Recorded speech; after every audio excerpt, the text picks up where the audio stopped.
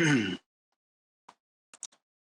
welcome back. And to those of you who are just joining us for the first time, I almost literally said, welcome to NonSequitur, but welcome to Ideology. Yes. So professional around here. Right. This is a show that is structured kind of differently than what you see on our usual shows. We'll be doing one of these every Wednesday following the NonSequitur Show.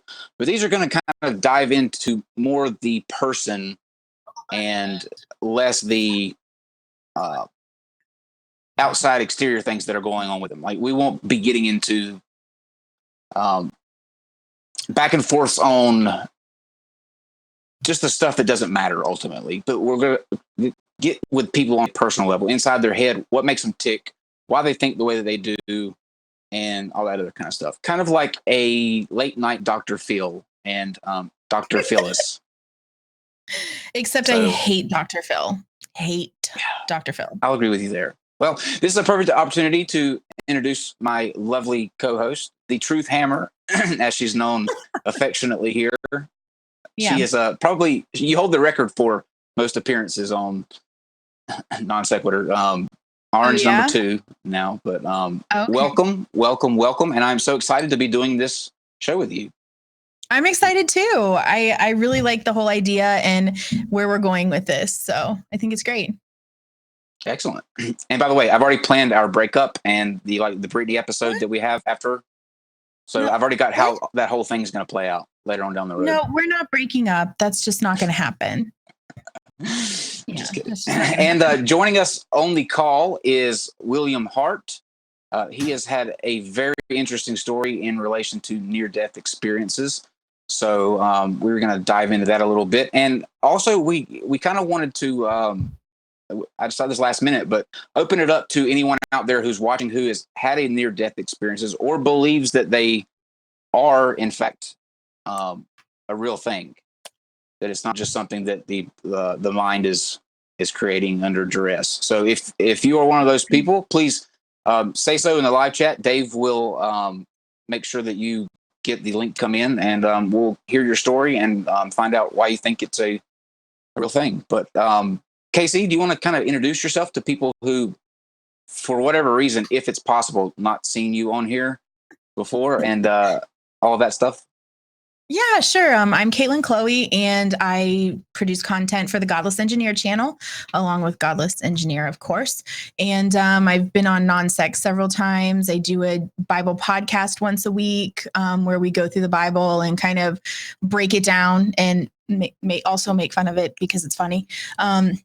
So yeah, I'm on the Twitters and I do the social medias.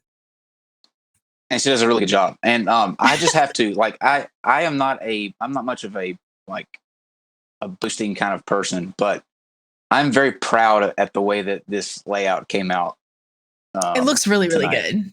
Yeah. Yeah. Do you get it, William? Because near-death experiences, morgue. Yeah, no, I see it now. Oh, he's got that tone I'm going to tell him what he wants to hear. But I feel you, William. I see. Wow, shit! I didn't realize I was on the. I'm kidding, William. I'm kidding.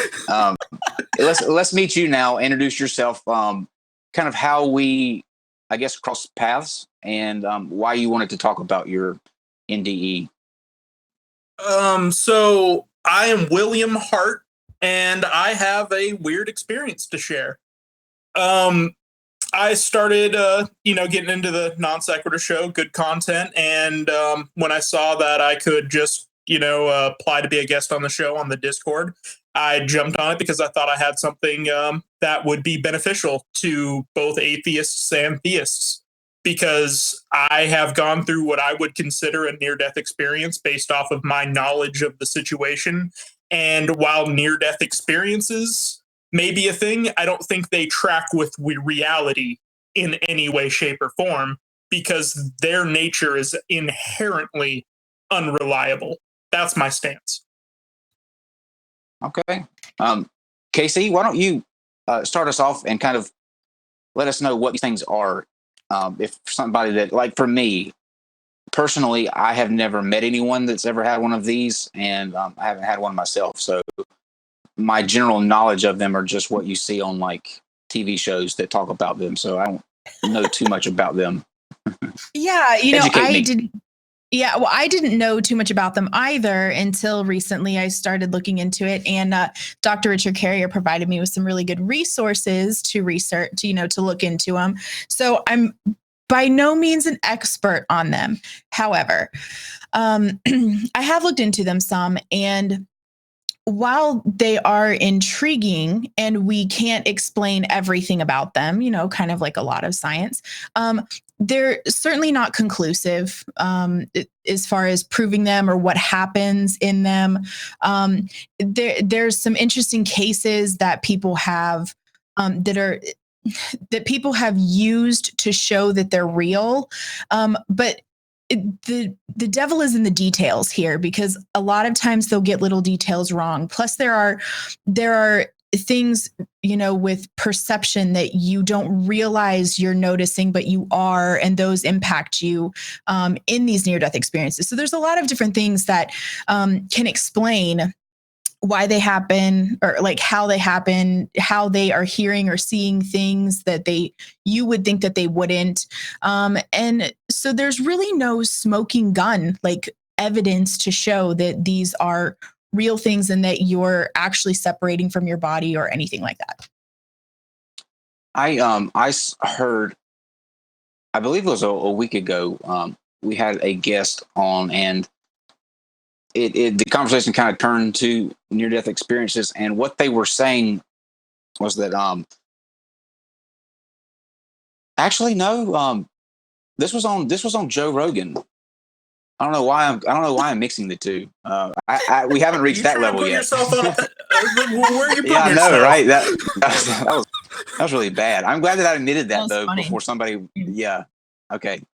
It's always good to dream, right? Okay. So this was on a Joe Rogan podcast, and they were talking about these, and there are hospitals around the country that are now putting a picture up on a high shelf in the operating room and laying it flat, so that if these things happen, that's how they're kind of collecting data. They talk to the person that claims that, had one, and they ask them what the picture was up top. And they didn't go into like if it was viable or if it has worked, but that would be a really interesting thing, I think, to see, because if you were a patient and you told the doctor, yeah, I saw it was a picture of, the Virgin Mary, and it actually was, I would be freaked out, like literally. Okay. Well, so there are thousands. I was just going to say that'd also be very interesting on the sensory deprivation. But anyways, go on. I'm sorry. That's true. Yeah, there are actually thousands of these shelves in hospital rooms. You're right. They do that. It's called target identification experiments. And they put a picture up there, and not a single one has ever been identified correctly, ever. Okay. All right. So I feel a little bit better now, because if there was a one-off chance, I mean, that would be wild. Would be interesting. It would be interesting. But what a cool way, I think, of, that's like an experiment trying to collect data that anybody can do. It's just a simple, like, well, let's throw a picture up there and see if they see the picture. There's no kind of any more detail than that. And it would work, because if you're able to see that picture, then there needs to be an explanation for why. But right, that case, William, if they were to identify that case, would really need to be looked at more closely and to try to figure out what happened there. And yeah, for sure. But it hasn't happened. So. Oh, good. I feel better then. William. Okay, so tell us about you. What happened with you? Well,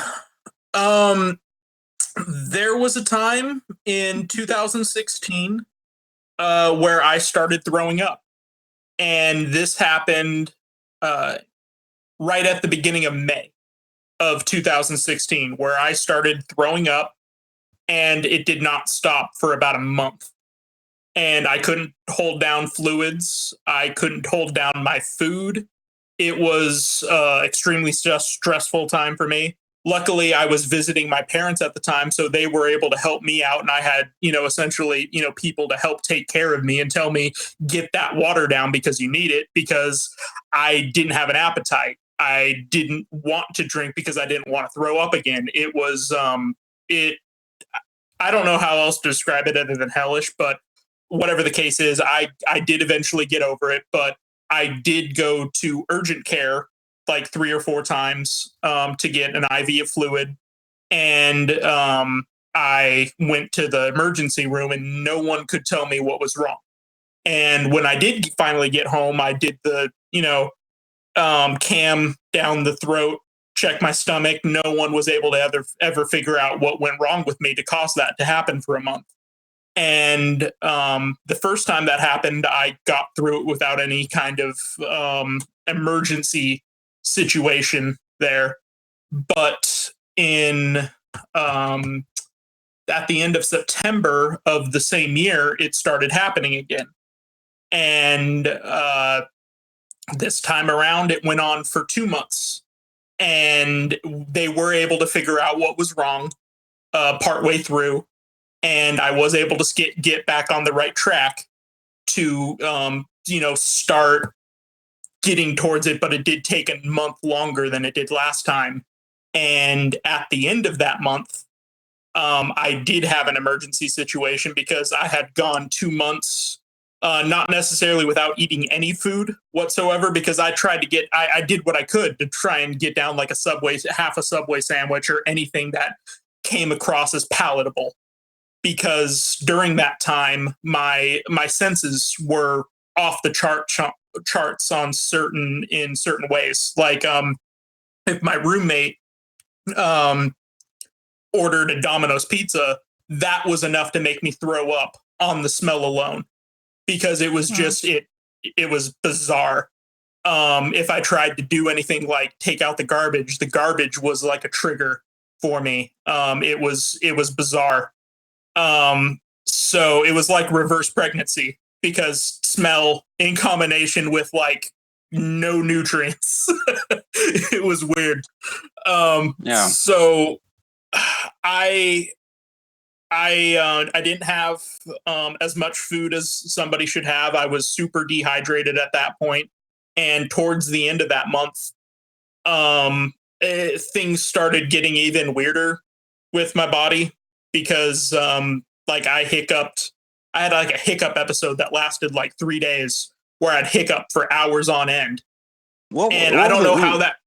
I don't mean to interrupt you, but what were the doctors telling you like during all of this? The time frame that you're talking. So I went to the emergency room one time. Halfway through, they were able to figure out, and it was a dietary thing as far as I know.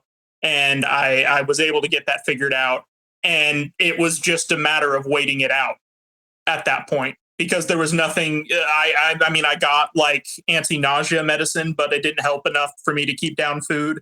It didn't help to stop me from throwing up during that time. It was just a huge mess, because it's not a very well-known thing. And I mean, unfortunately, doctors are, there's still a lot that can come up that they don't know about. So it was just a really, bad situation for me. But I was able to, get back on track eventually. But before that did happen, the episode happened. And what led up to the episode, like I said, was I was hiccuping, and I was so out of my normal state of mind that I was so desperate to make the hiccup stop.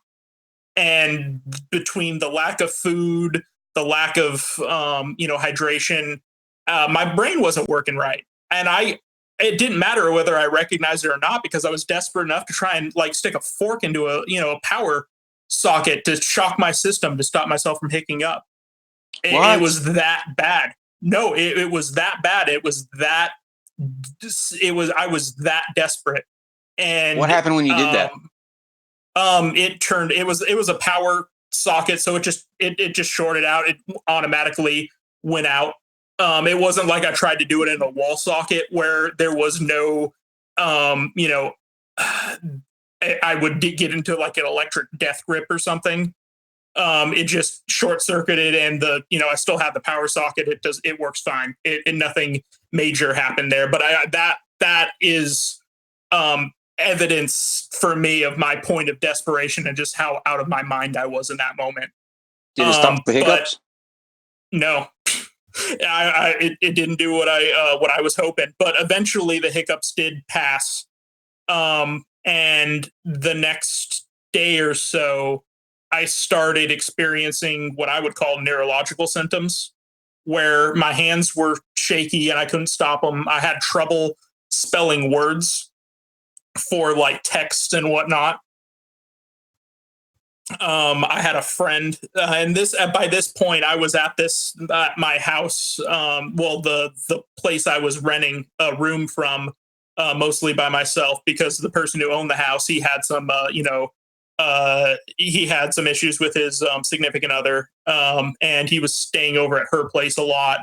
And my other roommate, he worked away from home a lot, so I was there by myself during a lot of this whole instance, and it was just a mess. It sucks that I was in this situation, and it felt like I was by myself, just trying to do what I can to stay alive. But before you continue, you said that you only went to the doctor one time. With all time, these symptoms and all this, why didn't you pursue that a little harder? You know what I mean? Like, no, and I completely understand that. Because the reason why is because the first time that it happened, I got no answers. I went to I went to urgent care multiple times. I went to the emergency room. I got no answers. So the second time it happened, I thought I would be able to wait it out until it got too bad. And I went to the emergency room, and they were actually able to tell me what it was. And whatever the case, is there, I did get an answer, and I was able to start getting on track. But there really wasn't anything a doctor could do until it passed. I went to an urgent care to get an IV on my own, actually on November 8th, election day that year, because I was more desperate just to get fluids into my body than I was to, worry about Hillary or Trump. But what ended up happening is like I said, I started getting those neurological symptoms, and I was in contact with a friend a former coworker that what came over periodically to help me out a little bit, but he was going to drive me to get food because I couldn't trust myself to drive at that point. I was not in a state to drive. I was not in a state to do anything, and I didn't want to get like an Uber driver or something because I looked ragged. Like, I didn't shave. I didn't get a haircut during any of this time because I was just throwing up. Like, it was a mess. You said that too, that you smoked, you tried to smoke pot to even get an appetite, right? I mean, that's something that I did try and do for a time, but I don't want to get into that. Sure, no, that's fine. I'm just pointing to the desperation that you're trying to get out. It was a really bad state. Now, this night, it was a Tuesday, I believe, because I was the near-death experience, as I describe it, happened on Tuesday night, and I was in the hospital till Friday afternoon or around there, because I got my buddy called an ambulance that night to get me to a hospital because I was basically in a fugue state. Like, I had no ability to form memories. I don't even remember. I don't even remember anything after a certain point that night until Thursday reliably, because I do have memories. They're just so unreliable that I can't even call them true memories. Like us talking right now, I'll remember this and I'll be able to have we could talk about it objectively. There is no objective reality that I can point to after a certain point that night. and I'll do the best that I can, but I am the definition of an unreliable narrator, and I accept that. And so before he was going to come over, I was going to take a shower, and that's when things got weird. Because at that point, whether it's me not having food, being dehydrated, I don't know what it is, but I kind of just snapped, and I got into the shower, and I started doing things that I didn't feel like I had any control over. Like I kind of rolled around the shower, kind of rubbed myself against the wall, the curtain. I don't know why. I just remember that I was doing that. I had a hallucination that I was in an ambulance, that I was hearing a conversation about how, like, you can't donate blood anymore until you're 37 because, like, a part of your soul is in your blood when you donate before that age, or something weird like that. But I don't track that with objective reality or truth, because it's so weird. Yeah. And if this is like some Christian God giving me, like, information, why did he give it to a skeptic? Like, I'm not gonna, he's trying to save you. Yeah, you would be the person that if you think about it, that's the person that you would want to give the evidence to, because they are skeptic. You've already got the believers. You don't need to show them anything. Fair, but if they want to, go for it. Before we lose this, someone in the chat said people have given vivid, accurate accounts of conversations, actions, and procedures whilst they physically flatlined on brain activity.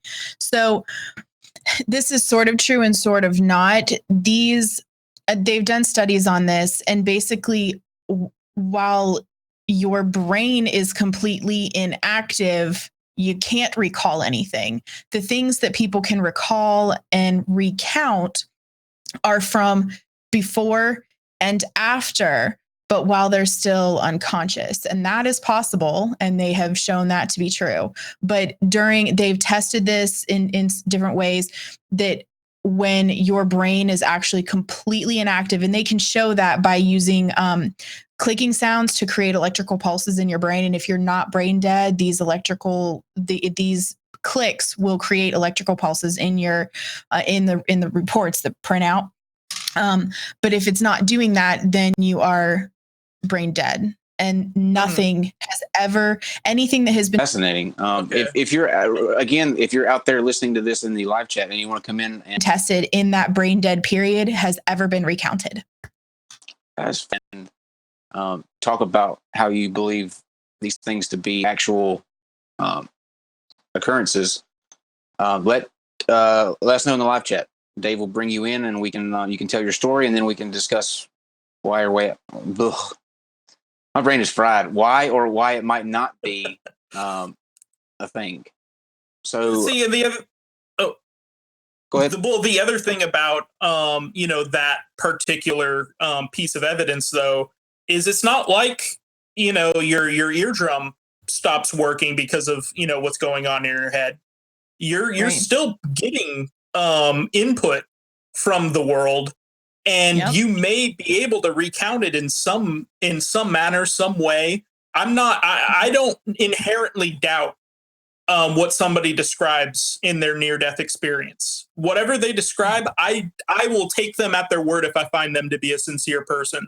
What I doubt is the explanation that they come up with, because I'm not trying.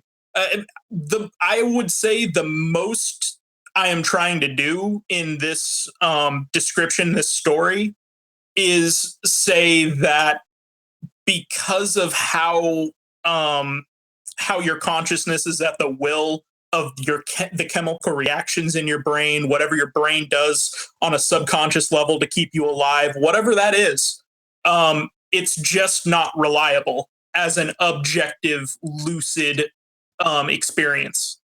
I'm glad that I'm glad that you brought that up, because I asked this question in the show we did prior to this one, just because I'm interested where kind of people are coming from, and I'm gonna ask you both, because I don't know what Casey's answer is going to be either, but what are your guys' views on what consciousness is? Like, do you believe that it's something that comes from within, like the brain, or do you believe that your mind is like a conduit and that consciousness exists outside of your being? You know, like a receiver almost. Yeah. The consciousness is out there, and your brain is just receiving that signal. Casey, do you mind if I go first? Sure, go ahead. Yeah. Yeah. So I think it's completely within the head. I think it's within the brain completely. And the reason for that is because of the symptoms that I experienced. And even something that I didn't quite get to yet was with the whole ambulance thing. I felt like I was in an ambulance. I felt like I had a weird conversation.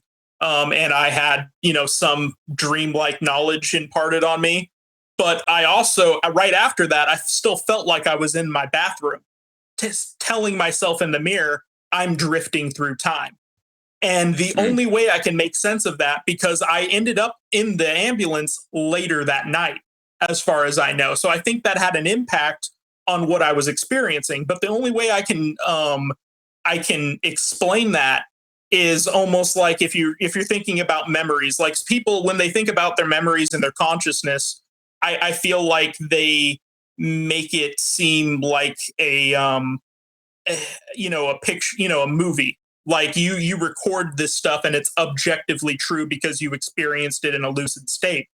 But to me, in the state that I was in, it was like somebody taking pictures with a Polaroid throughout the night and getting those Polaroid pictures and shuffling them together and then laying them out. And that's how my memories of that night formed. That's good. That's a good way to describe it. I've been trying to think of a good way to describe it, but that was perfect. I like that. Let me go over to Casey real quick and get what she feels about consciousness. To be honest, I don't really give things like this thought. I know this may sound a little harsh, but I don't care. Like, it's just a reality. So it doesn't, this is not something I ever think about. I'd imagine it's in your head. There's no evidence of anything else. But I don't really know anything about neuroscience. So I don't know. I don't care. Yeah. I used to be that.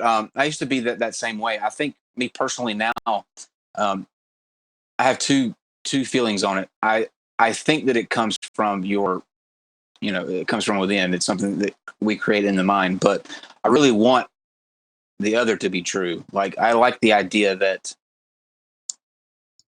your brain is kind of like an antenna that receives that conscious signal, and that other things can be conscious, like animals. I think the example was used also in the show previously that.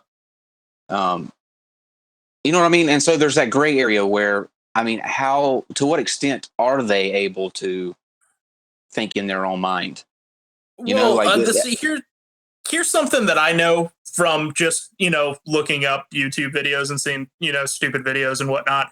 But when an animal screws up, you can see how embarrassed an animal is. Like, if a cat doesn't make the right jump, they look around like, who saw that? There is a level of self-awareness. It's just not to our extent. And that's the way I look at it. I agree with that. And like, you also think about like the difference between like environment for animals as far as growing up, because you think about like the most hardcore gangster life you can freaking imagine. And imagine your mom as a polar bear bringing back a seal for dinner. That's hardcore. And that's existence. That's life. That's how you start to grow up. And you're just in that existence. You don't have any idea what it's like to be a person. You have no clue. And you do what you need to survive. And if that's what an animal needs to do, that's their consciousness. That's their existence. And I can't when people try and put moral standards on animals for killing or trying to, live, would you steal an apple if you were starving? Is basically my response to that. Yeah. And before we let you continue with what happened with you, to wrap up the animals thing, I like my pug. I have a little pug named Marky. He's as wide as he is long. He's overweight and lazy. But if he like chews up, 2 weeks ago, he chewed up a pair of my favorite shoes. I mean, just destroyed them. And when I came in to see the shoes, he looked at me and I could tell that he knew he had just messed up there. I mean, you can see on their faces, I think, that they know either when you've been gone for a long time and they've missed you, or they, chew your favorite pair of shoes and you don't have them anymore. They know when they've messed up. So I think there's a level to what Team Skeptic was saying, like animals don't think about like what they're going to eat tomorrow. That's a fair statement, but they, at the same time, I don't think that it's as long of a, time period for when they care about what's going on. You know what I mean? Yeah. Like your dog ate those shoes because he wanted to in that moment. But as soon as he saw the look on your face and you get pissed, he did it because he's a dick. Realized, he realized something there. But what I would just finish off with my experience with is that I did end up at the hospital, and I didn't have any. I don't really remember what happened Wednesday that well. Thursday is kind of a blur, and my mom drove from out of state, from where they live, from where my parents live, to visit me in the hospital and help me, get back on my feet, because I couldn't have told you who I was at that time. I was basically, I had like brief amnesia, basically. And that's the other part of like consciousness in your soul, because everything that happened during that time, I was at the will of physical forces. I was at the will of brain chemistry. And my consciousness, as I understand it, was at the will of a physical force that I had no control over.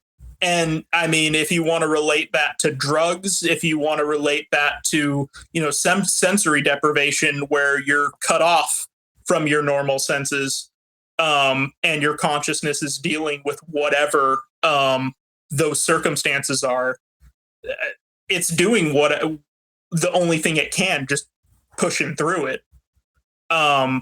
And so I didn't have really any memory of myself until Friday night. And then kind of myself came rushing back, like childhood memories, experiences that, the fond memories, vacations, like it all started connecting dots again. And it was, I don't know how else to really describe it. It was bizarre. And I just keep on going back to bizarre and weird, because that's the best description I can give. So, any questions on that? What happened? What happened with you? What was the thing that caused you to go through this? Well, I mean, I kind of don't want to get into that, just because there is kind of some root and some personal family, circumstances that I don't want to get into. I kind of just want to talk about the experience, and at the end of the day, you don't have to believe me, is kind of the thing. Like, I just want to come up. I want to talk about this stuff, because I can give you my objective description of it. But I mean, for all you guys know, for all your listeners know, I could be making it up. But I hope that, my detail and I hope sincerity that's coming across here kind of, helps you understand that I just want to talk about it, because I think it helps. It kind of just, sorry, go ahead. Casey. It kind of just it kind of just seems like you were sort of in and out of consciousness, and you were hearing things subconsciously, like you were hearing these things. It's called veridical perception. And so like it's possible for you to hear things and recall things that happened while you were out. There's also anesthesia awareness. And so that's also a thing where you can be completely aware of what's going on in the room. You can hear a song and recall they were listening to it. And things like that. You can recount a conversation. So these are things that are explained scientifically and medically, and that's fine. But it's not when you're dead, right? So I think that's the main difference between like when people describe near-death experiences and going someplace. And another thing is like out of body experiences that people talk about. And those are very unreliable stories. So it's interesting. I don't disbelieve that you had these experiences, because nothing that you describe is really unbelievable. Everything that you describe, we can explain. So, I mean, that's exactly how I view it. Like I said, I don't doubt like the sensory deprivation. I don't doubt that he experienced and felt that he was, amongst the stars or anything like that. But I doubt that he objectively could point out which stars that he saw and their relationship to other constellations and whatnot, and like the galaxies. If when he was talking about that, if he could do that again and come back from it objectively with knowledge that of stars that he didn't have beforehand, there'd be something there. But if you know what stars look like, if you know how large they are, if you know their general relationship to, like, Big Dipper, it's just your mind making it up. Yeah, it's kind of painting a picture. It's painting a picture, but you're taking things in your environment that you're not realizing that you're seeing. When you are walking around or looking around, you are seeing, your brain is seeing a lot more than it is processing. So like there are all kinds of things that you see that you don't necessarily recall. That's why some people are really, really skilled at, they either have photographic memories or they're just really skilled at perception. They can pick up everything that they see. And a lot of people aren't like that. Like your brain picks it up, but your consciousness doesn't really pick it up. So if you have a near-death experience, that can be something that gets incorporated into that without you even realizing that that's what's happening. Yeah. And I think that, William, that's why I was asking you, when I asked what it was, like, you don't have to say what exactly the condition was, but how close to actually dying were you? Like, you know what I mean? Like, how close to the brink did you get? I can't answer that with certainty, because I know my circumstances, and I know that if my friend did, something came up and he wasn't able to come over, I was not in a condition for at least 3 days. And this is like those 3 days, that's when I was starting to be able to eat again, because I was actually able to keep stuff down. I was starting to get my appetite back.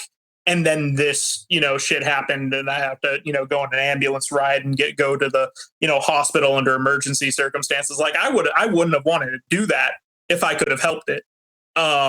If it wasn't for the fact that I was in, the freaking wild man, when he came over to get me.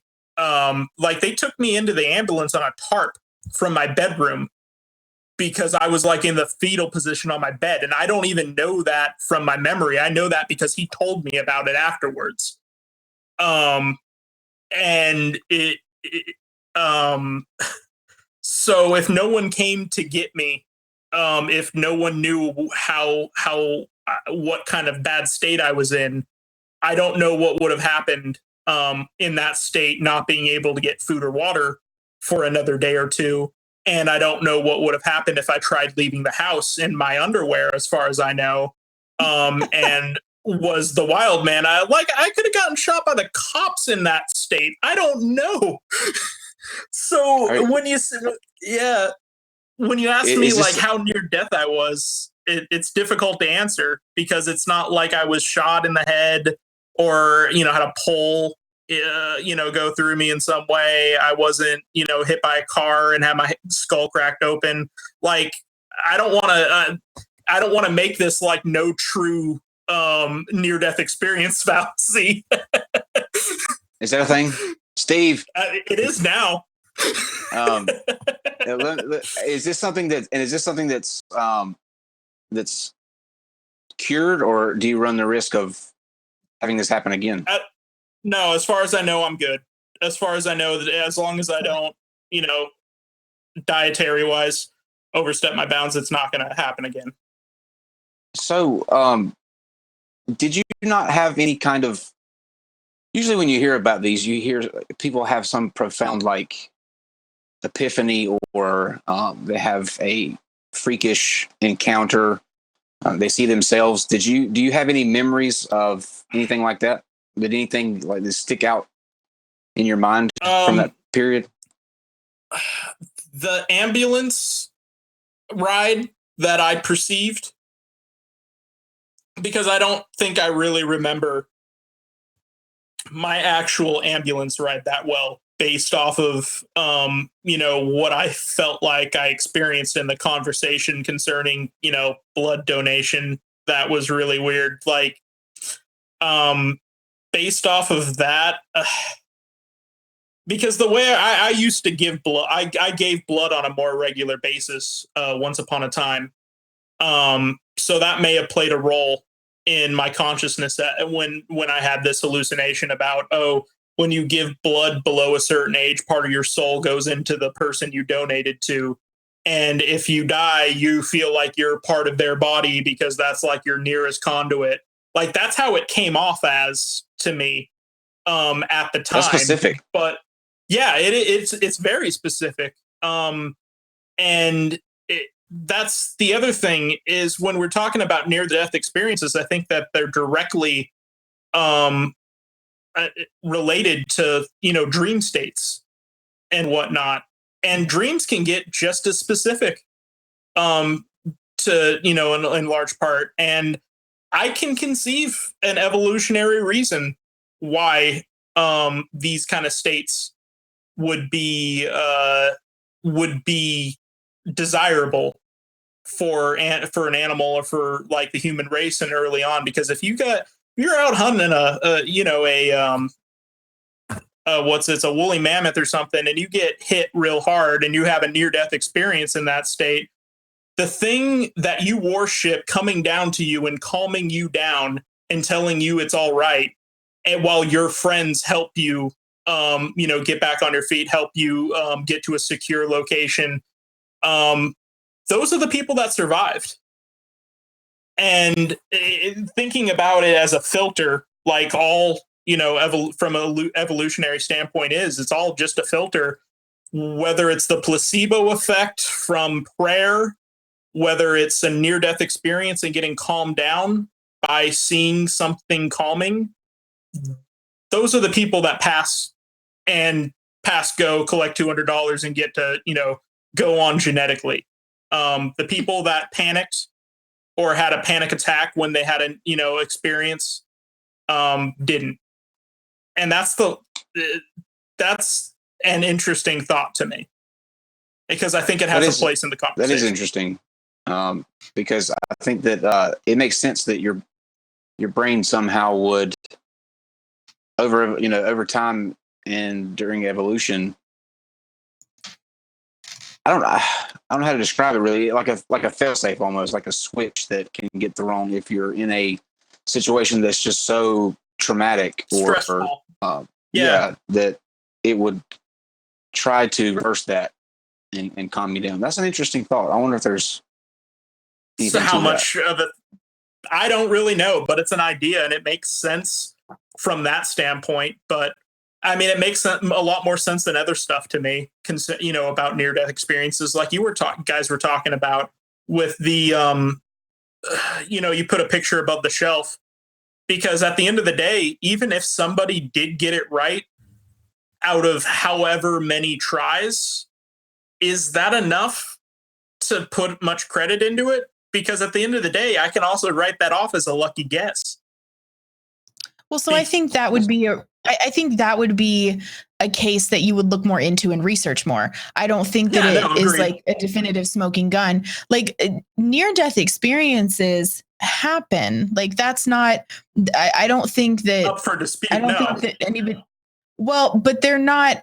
The difference is between like what people experience near death is it's inside their head. Like it's not, they're not separating from their bodies, because a lot of them will describe like their consciousness separating from their bodies and like floating above them. And so they can see everything, or they float above them and they can see themselves.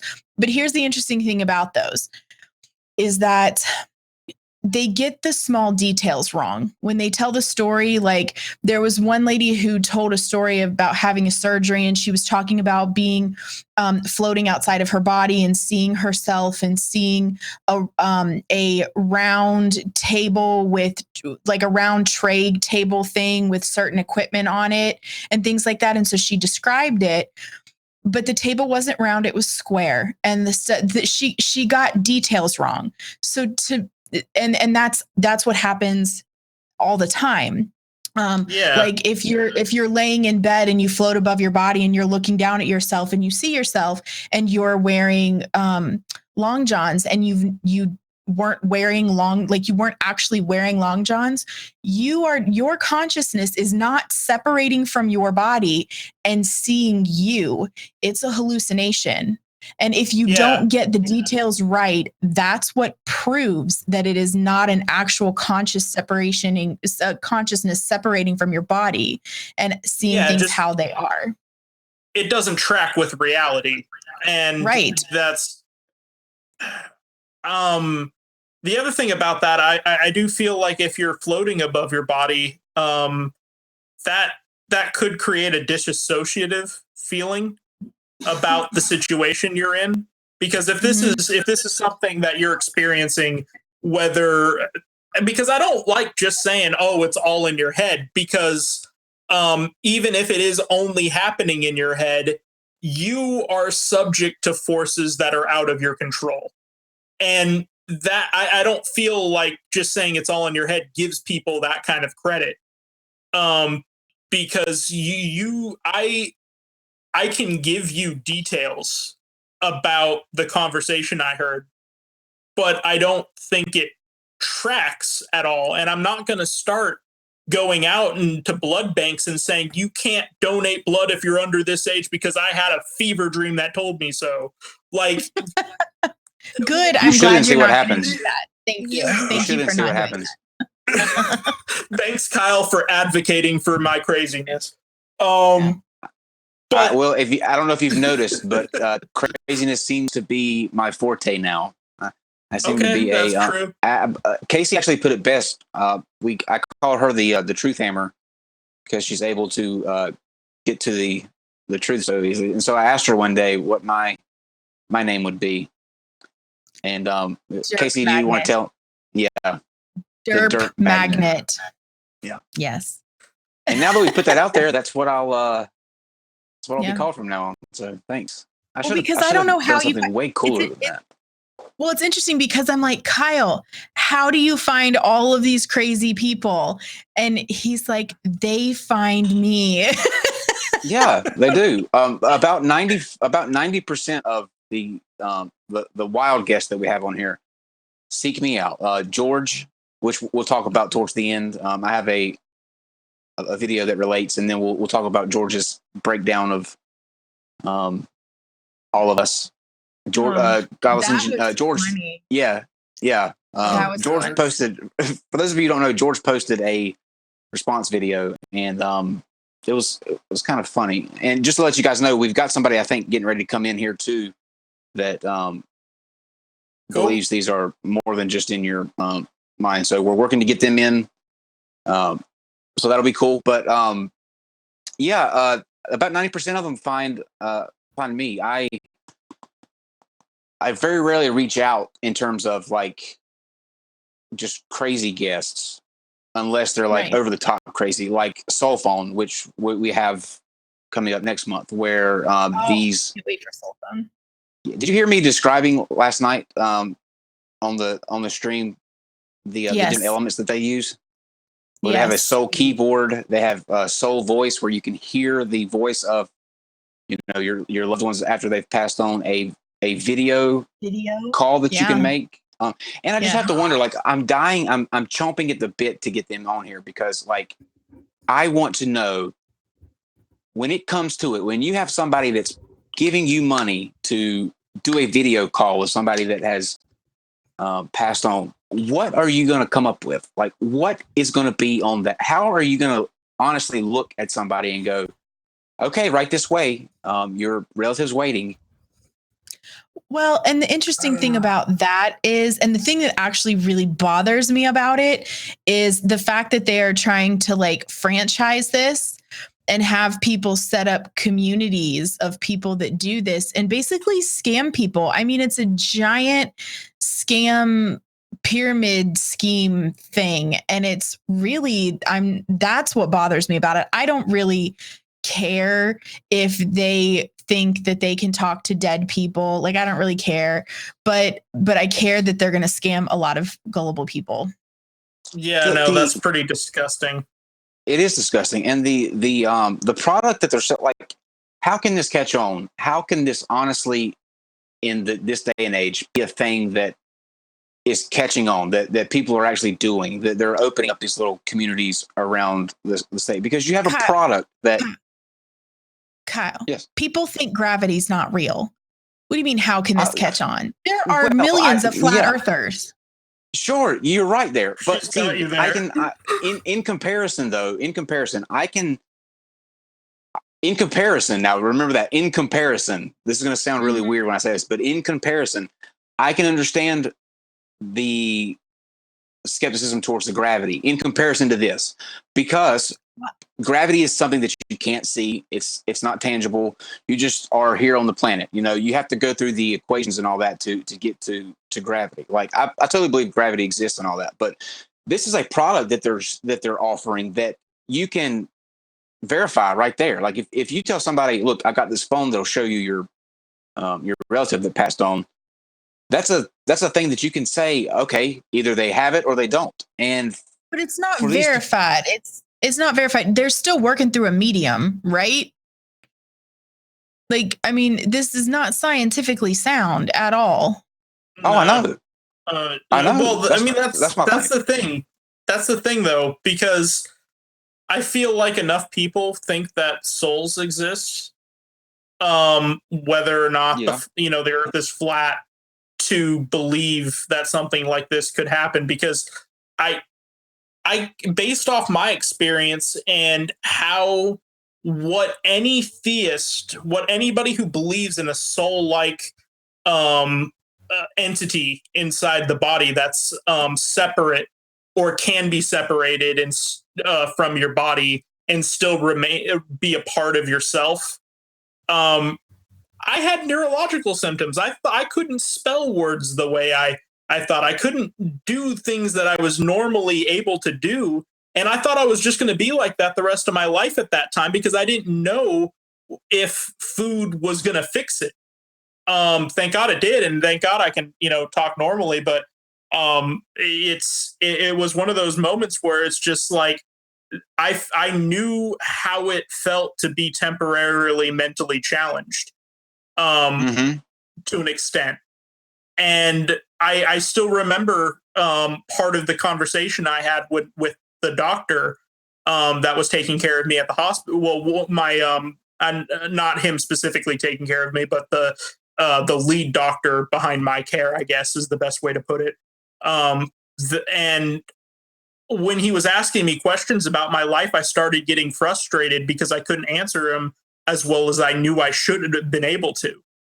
And if my mom was not in town to help me transition to get out of that state, I don't know if he wouldn't have let me out on my own. He wouldn't have released me on my own, or to, just my friend's care to be left on my own. I needed a caretaker briefly until I became myself again the later that day. But he thought I could have been like that for another week. And I recovered. I bounced back pretty quickly, but it was like a flood. It was a rush of, getting myself back. But everything that led up to that was because of physical forces. And I can say that sincerely, because the lack of food, the lack of hydration, all of that is just chemistry in your body. Yeah. And my brain wasn't getting any of it.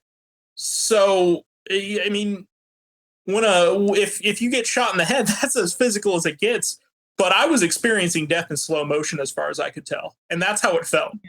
Which is probably worse than, ultimately than a gunshot to the head. But Casey, your question about the medium, I'm going to read to you straight off their website how this thing works, and you tell me. That should be good. You tell me what you think. Okay, through Soul Video, you'll be able to enable humans to see visual images of those who have crossed over. Through Soul Voice, it will allow humans to hear those who have transitioned from Earth. And then Soul Switch is a binary switch designed to allow a spirit to communicate with humans by signaling yes or no answers. So those are the three different technologies they offer. So it says there that you will be able to see the actual visual image of your loved one that has crossed over. How do they find your loved one? Do they just put out some sort of fucking cosmic bat signal? Like, I'm not really sure. What they say on their website is yes, that's how it works. What he says on this website is that researchers at LACH have demonstrated that the detection of those who have physically died is possible. This now occurs in optimally controlled environments with ultra-sensitive technology instruments that we have collectively termed the soul phone. We hold with firm conviction that these technologies that resulted from these discoveries allow us to communicate with what is now considered to be the spiritual realm. And this is from a Gary Schwartz PhD. They have 7 PhDs that have signed on to this. Yeah, PhDs don't always mean anything. I know, but I'm just saying that they're making it look like credible. Okay, does this seem like theist oriented, or is it does it look secular? It's not. That's a question in their About Us section. They are a secular group. They believe that there's no such thing as religion, but that there is a spirit world that you go to. Well, so that's fine for them to believe that, but here's the other thing. Say you could communicate with the spirit world, right? If there was one and you could communicate with them. How are they harnessing your specific loved one that you would like to talk to? That's what I don't know. Because if you would just want to communicate with whatever might be in your general location, fine, whatever. But how do they get your person? Simple. It's like the DMV. When you die, you go to the spirit world version of the DMV, and you pull a number like you do at the DMV now. And when you go to contact them, and then they just put out the signal for number whatever. Right. You call it B37. And all right. You wait. I mean, that's so simple, Casey. Logic. Did you find this on their facts? Huh? Did you find this on their facts? No, I totally just made it. He's just making that. I know he's just fucking around, but I kind of wish it was there. So, Godless Iowan in the chat a little bit ago, he said, why is a spiritual NDE almost always based around the religion you were born and raised in, or the one that you believe to be true? It's that way. I actually have an idea about that. Oh, okay. Hold on one second, you go first. William. You go first. No, am I good to go, Kyle? Yeah, I was just going to let Casey finish her. So it makes all the sense in the world to me. If you're brought up in something like, a hardcore religion, like I wouldn't say I was necessarily in a fully secular household, but my parents were not very religious either. Like I went to church maybe one time around Christmas one year, maybe for one reason or another. It was just something me and my mom did with one of her friends, and I just wanted to get home and play one of my new games. But I never really grew up in it, and if somebody was brought up in it and they did have a near-death experience, it makes all the sense in the world why they would see something that would comfort them, because in that time of stress, in that time where they don't know whether they're going to live and die and they go under, the thing that will keep them calm, the thing that will give them comfort, if you're a Christian, is not going to be Muhammad, it's going to be Christ. Right. And that leading up to it makes sense. And it also makes sense from the standpoint that your dreams are influenced by your religion and whatnot. I mean, I've never dreamed of Jesus. You never dreamed of Jesus? Nope. Jesus, maybe. Jesus, yes. Well, I can. I knew that was coming up. And by the way, welcome, Team Skeptic. I think you're here. Yes. I just came in because I was in and out, and I heard him mention something about the deprivation show before, and I've had a few customers that have had near-death experiences that they've had similar ones inside the float tank. So I'm kind of interested in this conversation with him as well. Okay. Cool. And before we get to that, Casey, go ahead and finish what you were going to say to Godless Island's question. Oh, so I was just going to say it's confirmation bias. They're conscious. They already have these feelings, these thoughts. This is what they believe. So this is what happens to them. It's really not that complicated. Yeah. I agree. With the way that I look at it is, if you're somebody that's religious and you've held on to a faith for a long time, and something traumatic happens and you think you're getting ready to cross over, just like you said, obviously it's naturally going to be, your mind goes to heaven or Valhalla if you're Ocean.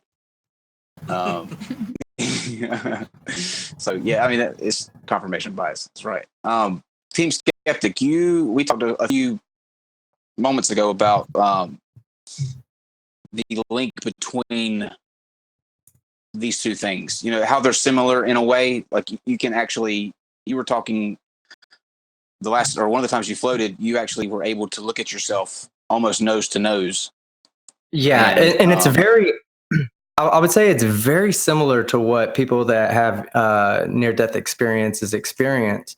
I think that, again, when you lack sensory reception, and one could argue that during a very traumatic experience, your brain will probably shut down unnecessary functions, like things like in times of extreme stress, you may not worry so much about your sight or so much about your hearing, or even if like the operation of the heart and lungs and kidney and all the necessary functions of the body to remain alive, your brain's probably conscious enough to understand that those are more important than your sight, sound, touch.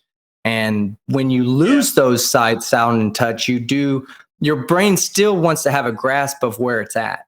And that's why it builds a reality. And it is kind of like what Chloe was saying, it is kind of the confirmation bias. You don't build it. Like if you're a Muslim, for instance, and your brain says, okay, we're going to heaven. Well, it builds Muslim heaven, not Christian heaven. So when I float in the tank and I have this out of body experience, whether I actually left my body or not, you can say that I didn't leave my body, that I just used what I already previously knew about my surrounding environment to build a false reality in that moment. When I was lacking all that sensory reception, my brain just took pieces of what it already knew was there and said, okay, here it is. Now, that's not to say that didn't happen like that. It's just to say that that is a more likely possibility, that until they say, oh yeah, the soul is movable from body to anywhere else, you would have to probably believe that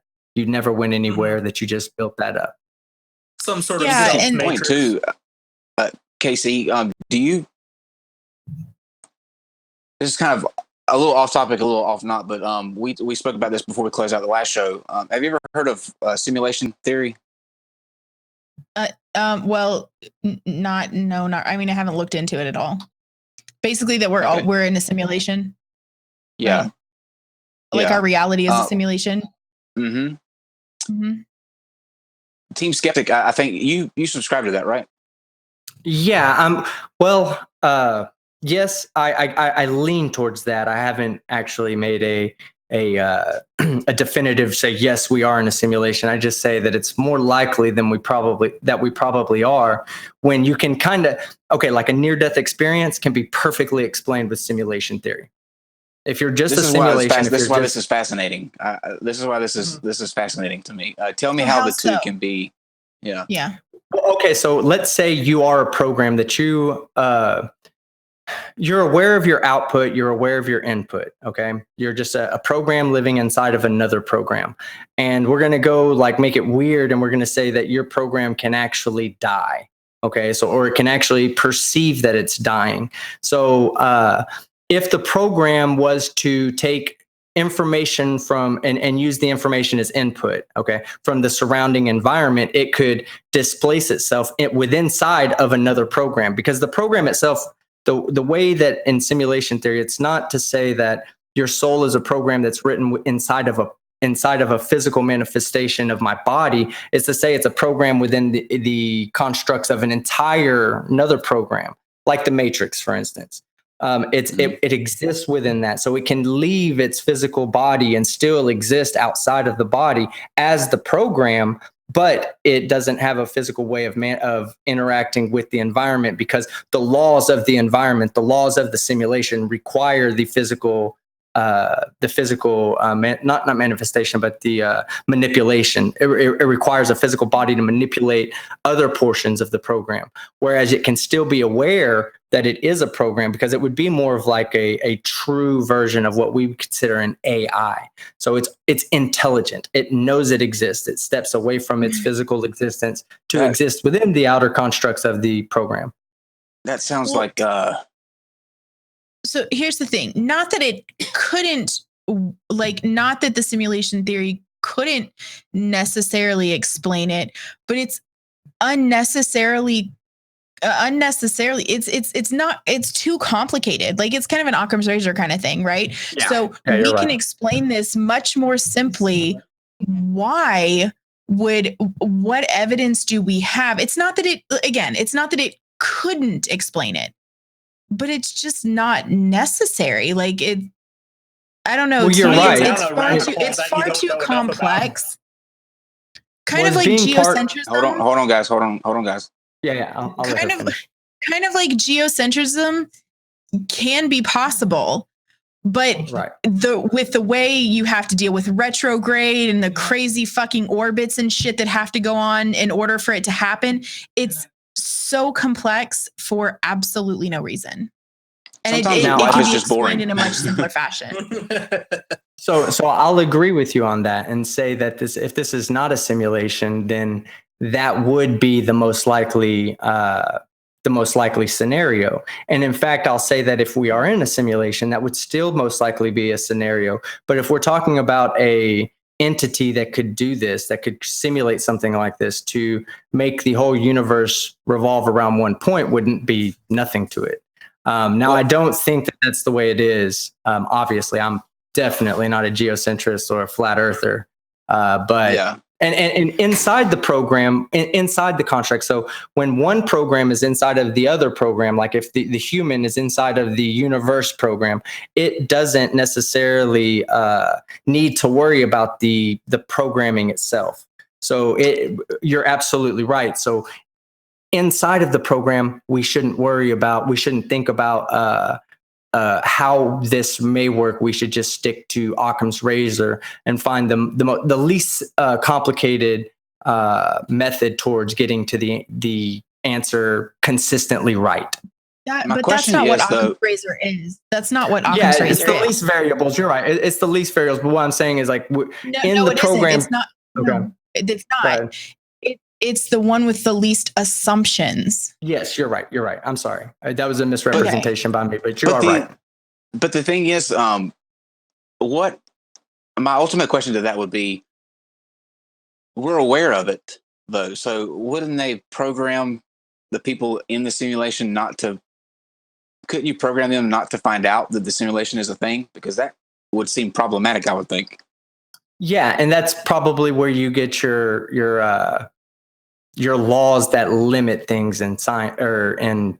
I'm trying to think of a couple of them. Speed of light's one that's kind of weird. Boring. But I think life is just, and I don't want to get off topic too much, but I just think life is ultimately not that exciting. That would be kind of cool in a weird way if we were in a simulation. However, I think it's just that we're just pessimistic, cynical assholes that wander this planet until we're about 90 if we're lucky, and then we just go in the ground and that's it. I mean, it's very dull. It's not fun or cool, and it's just dull. And I think that we as human beings, it's kind of the reason that people invented religion anyway.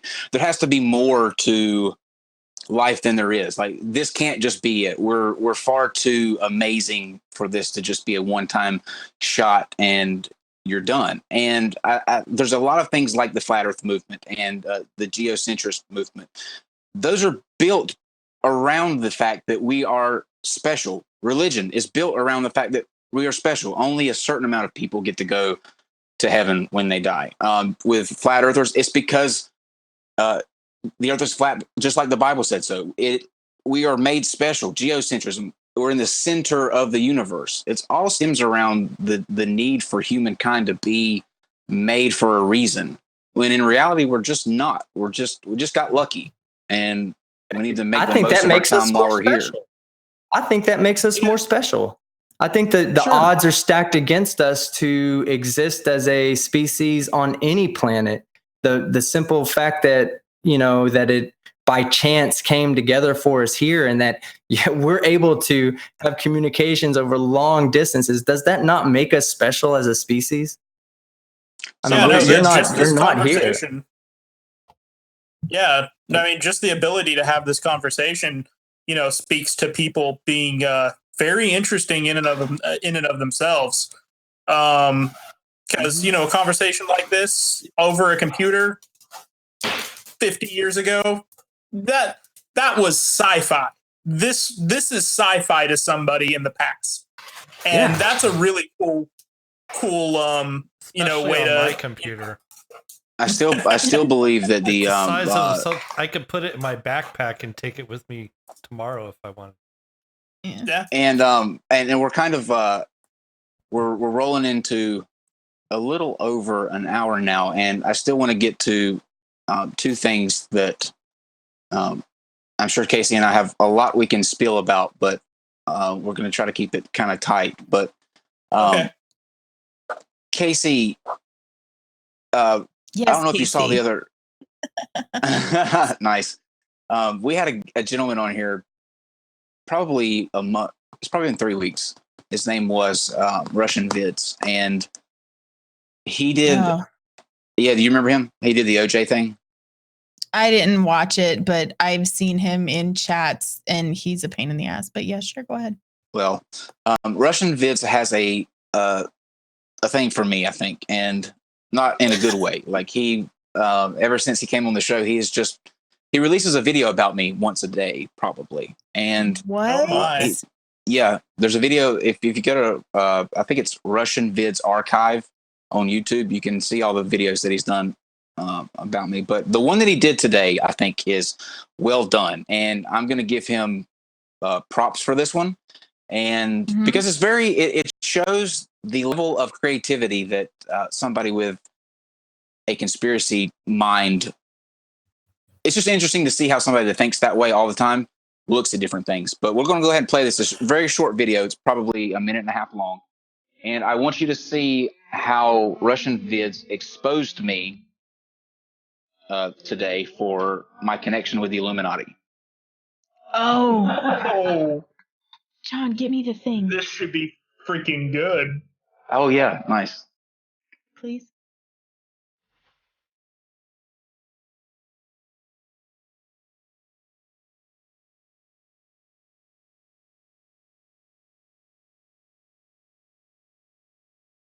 A minute and a half long. And I want you to see how Russian Vids exposed me today for my connection with the Illuminati.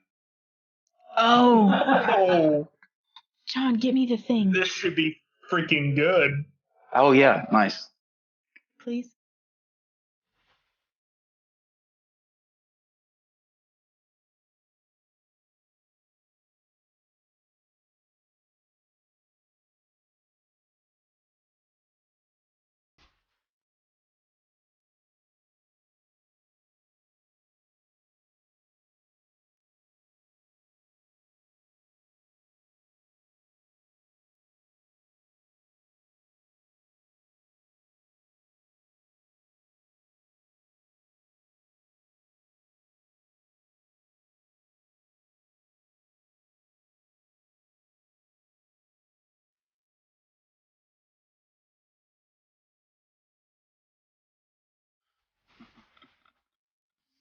Kyle, you're a fucking deep agent. I'm telling you. I couldn't hear it. I could never hear it. We can't, but they can. Oh. There's no talking. It's just he just. There you go. Oh, okay. I need to look this up when I get the chance.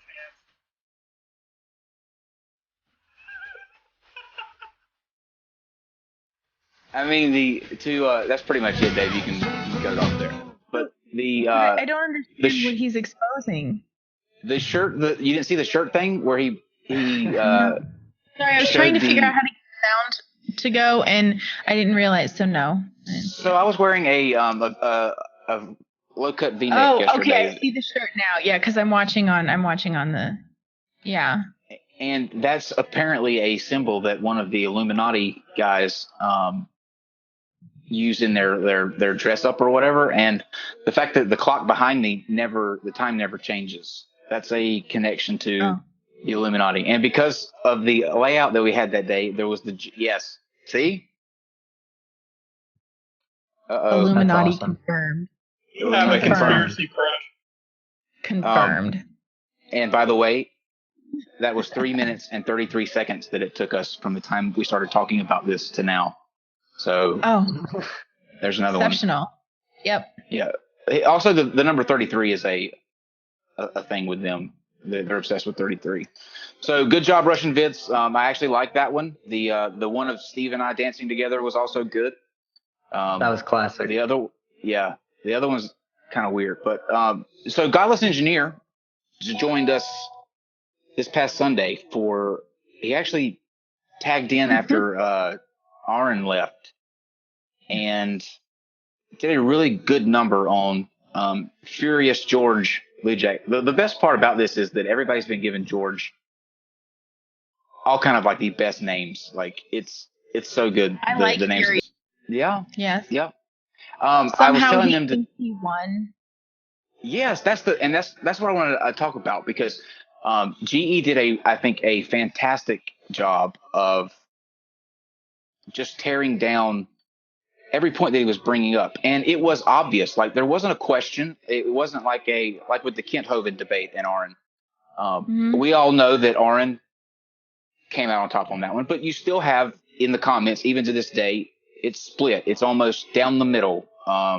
The likes and dislike ratio, and also the people who think that Kent actually came out looking good in that. I mean, it's weird. It's weird how people can watch weird. the same things, see the two different things. But this one's not the case. In this one, it is hands down he lost. But today he released a video response. Of course he did. We watched this with Richard Carrier. We watched this today with. What did Dr. Carrier think? He thought it was pretty entertaining. He loved the arrows and this guy's supposed takedowns of each of you and your personal appearance, which was funny. And I don't know if Dave can. I didn't tell Dave beforehand to bring this up, but because it just popped in my head. But apparently, I disclosed to George that I'm gay. You don't even have to worry about it, Dave. They can go check it out if they want to. It's under Scripture Truth Ministries. But the weirdest thing was that I've told everybody that I'm gay, and he acted like it was something that he and I just had a private conversation about. Okay. Which was strange. That you and George had a private conversation? He talks like we did, but we didn't, because he said that Kyle disclosed to me that he was gay, and I was sitting there thinking everybody knows that. Yeah, that's not a fucking secret. You talk about it on the fucking internet. Right. That's not anything I'm close. But anyway, what did he say about GE? That was the funniest part. Oh, so he said something to the effect of that he is either some guy with no job that lives in his mother's basement, or that he might just be some kind of engineer. It was very bizarre. I was like, the man is a pigeon. That's a very wide range of possibilities there. Yeah, he could be homeless, or he could be an engineer. Somewhere in between. He might be a bum. He might be a bum with no job that lives in his mama's basement, just pissed all the time. Or he could just be like a regular guy that works as an engineer. Like it was very strange. But yeah, he doesn't live in a basement. There's a window right behind me that he records in front of all the time. So that would kind of negate your whole basement idea. Plus, we live on the second floor, so it is what it is. Also, his mom doesn't live here, and he works as a software engineer. In case anybody didn't know, you just been debunked again, Lou Jack. Man, my favorite part, George.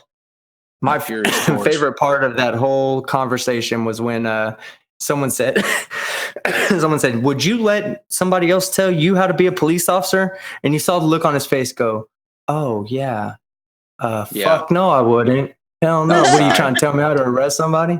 Why would I let you do that?" And you're like, "Well, why are you trying to tell other people how they should be looking and doing their jobs?"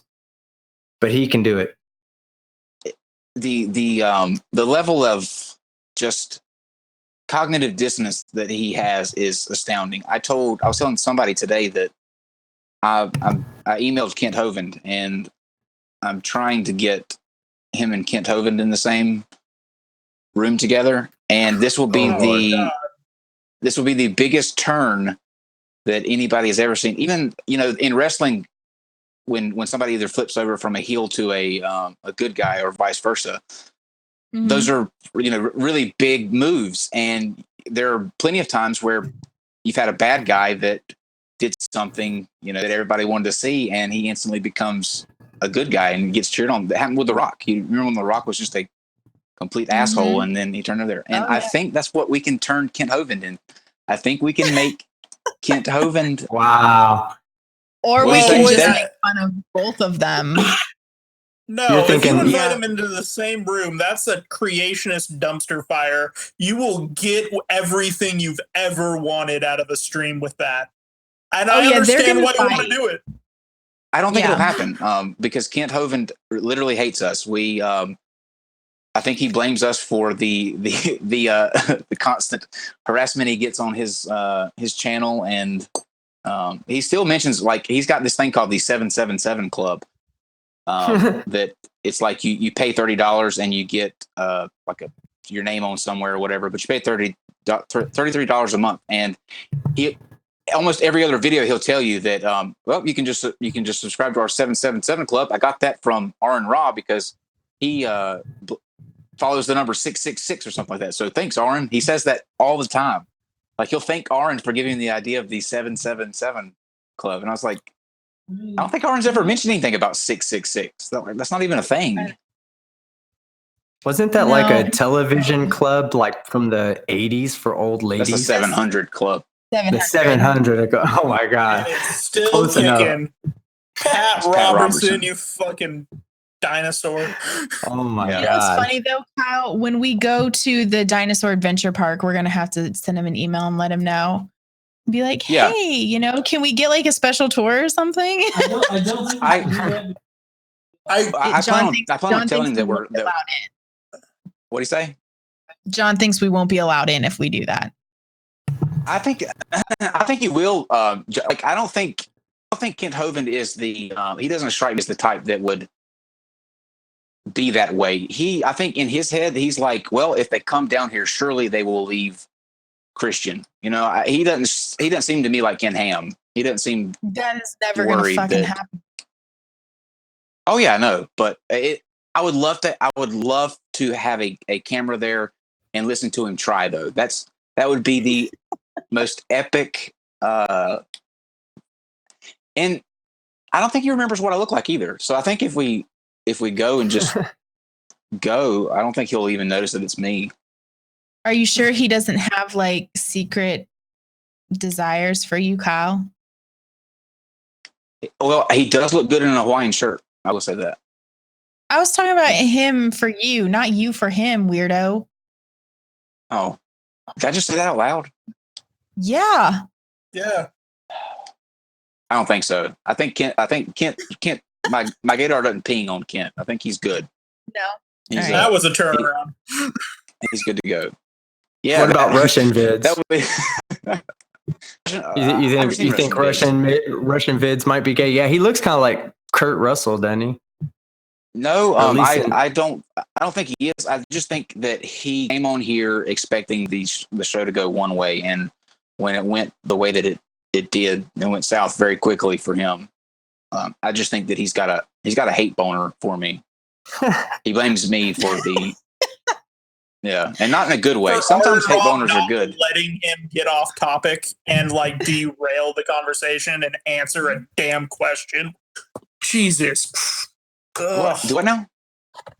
Yeah, well, that's not Russian vids was on with Red's rhetoric. I think was it Red's on that one with the OJ. Yeah, I think he just came on and thought that you guys were giving him a platform to express his air quotation marks evidence of this 33 conspiracy involving OJ Simpson and white Broncos and all that other. It made no sense. And then when people started calling him out, and he's like, "What do you mean? I'm not supposed to be able to present evidence and say thank you guys for letting me show you how it's Did he not? Did he not know that Reds was going to be on with him? Oh, he knew. He knew. Did he not know who Red's rhetoric is or how he operates? He knows. Because if you know that you're going to be talking to Reds and you're going to bring some shit, he is going to fuck you up. Oh yeah. The thing, Casey, that he said that just blew my mind. Like literally, if you rewind it and go watch my face when he said this, it was kind of like the "that's what she said" comment that you made during Richard. Oh, yeah. What was it that he said that was so funny? I don't remember, but I do remember that. Yeah. There's been so much that happens. Do you remember what he said when I said that's what she said, and Steve and I just couldn't stop laughing, John? Something about deep. Down and deep. Yeah, I don't remember what it was. I was can't remember either. I don't know, but it was funny. It was really funny. But he said that the white Bronco that OJ was in, is represented in the Bible. That's really what the pale horse is. or the white horse. Oh, for fuck's sake. Yeah, that's what he said. watch That is this. what I he need said. to now. No, there was something else, Kyle. He said something about the license plate, and he tried to zoom in on the license plate. It was fuzzy as fuck, and he's like, "Look, it says this, and this." Yeah, die, and it was like spelled. Die. It was spelled differently too, like DIH or DYE or something like that. And you're like, not really Russian. It was a D, a 1, and a 3 or something like that. But it was a stretch. Yeah, you're never going to get away with saying some stupid shit like that to Reds. Mm-mm. Mm-mm. And Reds owned him. But Casey, is there anything else that you want to get in and talk about before we? No, I mean, I think we had a pretty good discussion. I was actually expecting I was actually expecting to have to talk about some of the like supposed prime examples of near-death experiences. So I like looked shit up and everything. We didn't talk about them, but that's okay because we did talk about some of the general ideas versus the specifics. Yeah. So like, I thought it was a great conversation. I did too. I'm glad you guys had me on. And I want to say that I thought I was under the impression, William, that you subscribed to those. You thought it was and that that would obviously lead into a different conversation where those instances that you're talking about, Casey, will kind of come into play. But since you don't, then there wasn't anything to that conversation necessarily to be had. Yeah, because like I expected him to bring up Maria's shoe and that other lady's case. Like I expected him to bring up some of the more common proof of stuff. I just wanted to come on and talk about what I experienced in the lens that I view it from. Yeah, still interesting. It is. Yeah, it is interesting, and it's good that like as a skeptic, because as a religious person, I'm not sure you would have the same conclusion coming out of it. That as a skeptic, you're able to look at it and see, okay, well, this I can't really explain why I said this, and some of the things that you experienced, you don't know if they're real or not. Some of them may be, some of them may not be, but like I think it's awesome that you're able to like rationalize that some of that might not be real, and that's just kind of how skeptics' minds work versus how religious people's minds work. And the prime example of that the prime example of that for me is like I know I was in an ambulance that night and I had an experience in an ambulance. It just didn't track with reality at all from the specific conversation that I had. And I felt like I was in the bathroom after that again. Like it happened, and then I was back at the house that I was in when everything went to shit. So that's kind of how dreams work, right? Yeah. So like you have when you're dreaming, you really don't have any concept of time, because you could have a dream where in the dream days pass, but in reality minutes pass. It's a night. And so it's you have and so it I don't claim that people don't have near-death experiences, because we know that they do. It's just a matter of what they are and how they work and what a lot of people think who have had them think that they are versus what they actually are.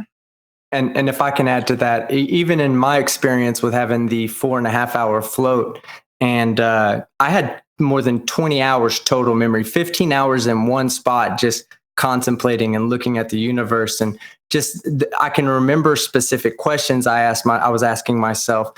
And it even though it felt like it was 20 plus hours, it was only 4.5, because when I woke up, I look at the clock is 4.5 later from when I got into the float tank. So the brain is just able to process so much more when it's not being obscured in its abilities by sensory reception. And what was you said about the stars thing? I thought that was interesting. Well, okay, so one of the things when I was going through my astral journey, I'm a skeptic myself. So I know, or I feel that what happened is a construct of my imagination. So during this time when I was going through this journey, I could see the stars in 360 degrees. Like I could see stars coming from behind me, getting closer to me, and I could see stars going away. I would feel the stars enter into the back of my head and come out of the front of my face. I mean, I felt all these things until it was a point that maybe it would, if I had to put it into a quantified term, maybe a 2 meter kind of sphere or elliptical sphere, that it was contained all the stars and all the galaxies. And I felt like if I looked specifically into one star, I could see the star. I could absolutely look back and see my body. The whole time I was going through this experience, I thought I was dying. Like I really did. I didn't know how to process. I was completely aware of what was going on, and I had no idea how to process it. And that's why I kind of like, I imagine that if there is a soul and there is an afterlife, that people probably, that when they experience near-death experiences, or even when they pass on, that they probably have a moment where they realize that everything's going to be okay. You know, even if it is that you're dying, there's not much you can do about it anymore, and you just kind of go peacefully. Are you sure you weren't doing that? No, go ahead. Well, so one interesting thing you said is that you could see and feel stars like going through your head. And Yes. so when you say that, you mean stars like when you look up at the sky, how we perceive stars, right? Yeah, like little dots. Dots, Well, so- exactly. Right. So in reality, as you would get closer to a star, it would look like the sun, or, you know, like Yes. it would not look like a little dot. So, and it's interesting because some of the stuff that Richard Carrier gave me to read about this, it kind of explains that you see things in these experiences as you perceive them and not as they are in reality necessarily. That makes Right. sense. So the visualization of the experience that I had is as I was leaving my body and I was going from being face to face to just completely remaining in that same parallel to myself, looking at myself. And I went out, and eventually I got to a point where I saw the sun, and I was getting further away and the sun was getting smaller. And then there was other stars that were getting closer to that sun. So I didn't feel like I was traveling at the same size. I felt like I was getting bigger transcendentally. I was basically expanding myself to outside or to bigger than the universe. So do you think that's this is, why I'm sorry. It's weird. or do you think this is, what do you think it is? Like, do you think that it's something, you know, like an out of body experience, or something that's real, that's coming from a different place, or just a manifestation of, you know, visuals in your mind that you've seen? Well, Like, how would you categorize what you're going through? Well, the visualizations in my mind was just a perception of what I believe reality would be. As I'm getting bigger and the universes are all getting smaller and closer together until it's, or not the universes, I'm sorry, the galaxies, until it's just one big universe. I don't think that was real. Even if it was, let's say I was really traveling somewhere, that would not be the way that it would happen, I would think. You know, I think that was, in that instance, it was probably just a construct of my imagination, of me knowing what I know about, you know, the presupposition of, or not the preconception of the universe and how it's constructed. I think that manifested itself in my imagination. Yeah. So there is another important difference that I think is, you know, between these two types of experiences. My brain, as far as I know, was failing brain chemistry in the situation where skeptics in. That's a healthy brain under very unnatural circumstances. Correct. Because you're not. No one normally has their senses taken away, and you have to pursue that. So that very abnormal circumstance, I can completely understand why that would lead to extremely weird things in a similar way that mine did. The ending to this story is really what defines the actual story. And I don't think I actually really got into this in our previous show. when I left and after I had spent my 15 and a half hours looking at this universe and questioning myself, questioning my life, questioning everything, realizing what was actually important to me on a spiritual level, I quickly thought to myself, oh, maybe I'm not dead. How do I get back to my body? And the moment I asked that question to myself, I immediately started going towards my body, but this time it wasn't towards the body that I left. I went to a body that was me in what had to have been another universe, because it was completely separate from this one. And it was a reversal of the process, except for it was a reversal backwards. Now the back of my head was heading towards my face in the float tank, and I was going back towards what was actual reality. And then when I got there, I woke up. That's when I realized it was 4.5 hours later. It took me a full hour to completely even remember all the things that I had just been through. It was so real to me. It's as real as you and I talking right now, to the point that if I wake up in 10 minutes inside of my float tank, I'll have to remind myself that everything we've done for the past 3 hours has just been a dream. Just made it. Whoa. It's that serious. That would be the coolest way to end tonight's show, though, if we just cut to you jumping up out of your tank. Oh, that's an interesting thought, though. That's an interesting thought, Fix it in post. Well, okay, so there was one time I had this float, and here's a good example of how you conflate reality and your imagination.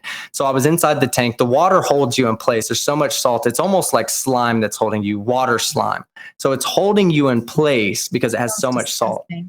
It's amazing. It's pure water.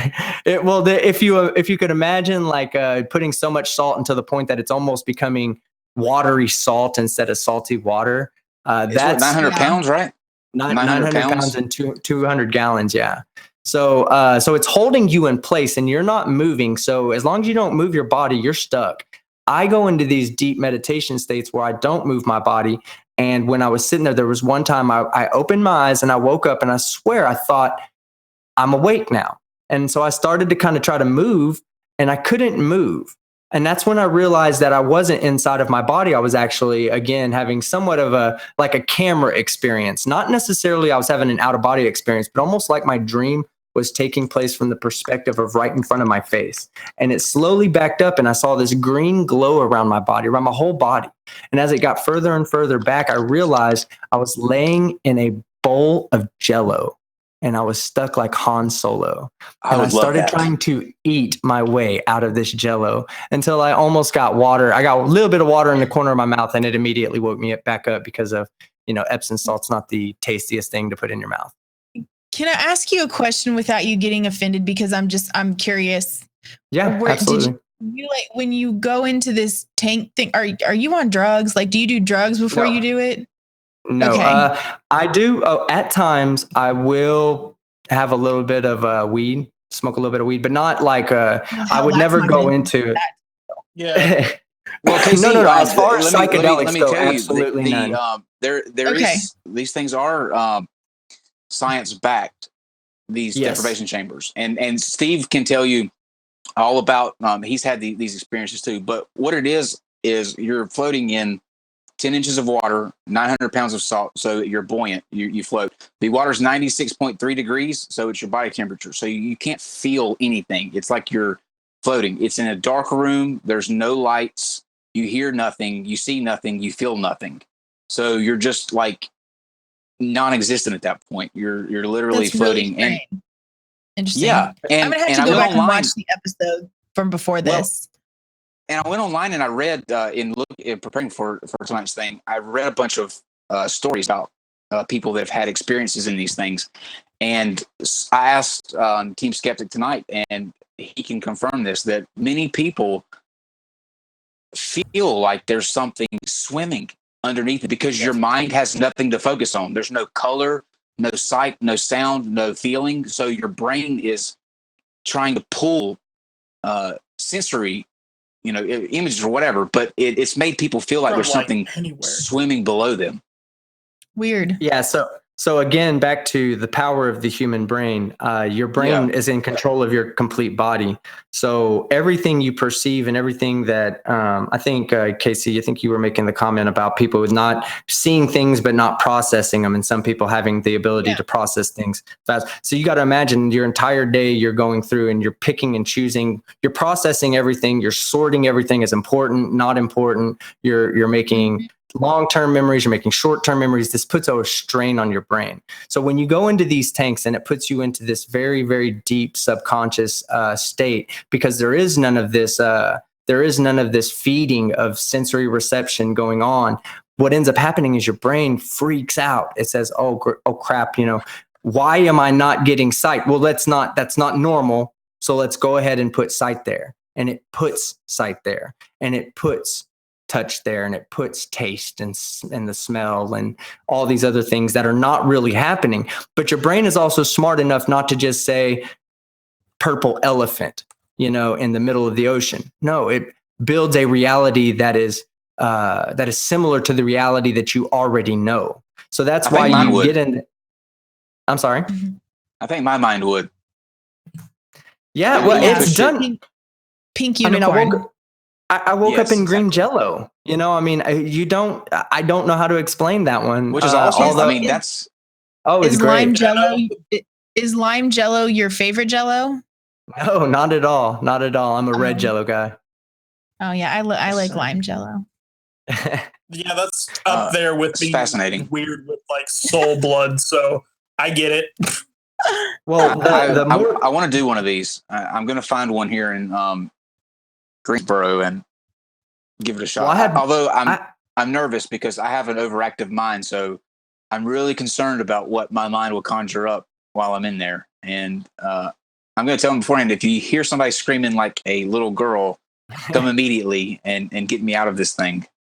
Do people ever panic when they go into them? Like, do they have to panic? Do they panic and have to be taken out? Does that ever happen? I've had one person that's legit Well, I've had a few people be confused to a point that you would kind of say you could see them getting panicky, but there's only one person I've had that has completely panicked in there. And he got out and he looked at me and said, man, I can't do this. I have really bad memories and they're coming back really bad in there. And I can't do it. I need to get out of here. And didn't even shower or nothing. Came out, grabbed his clothes, put them on, and left. And I was like, covered okay. in fucking salt and shit. Covered in salt and salty water. And it's like, this is a situation that when you pull your hand out and it dries up, it leaves a white layer. And he just went home in that white layer of salt. Oh, he freaked out. He was that panicked.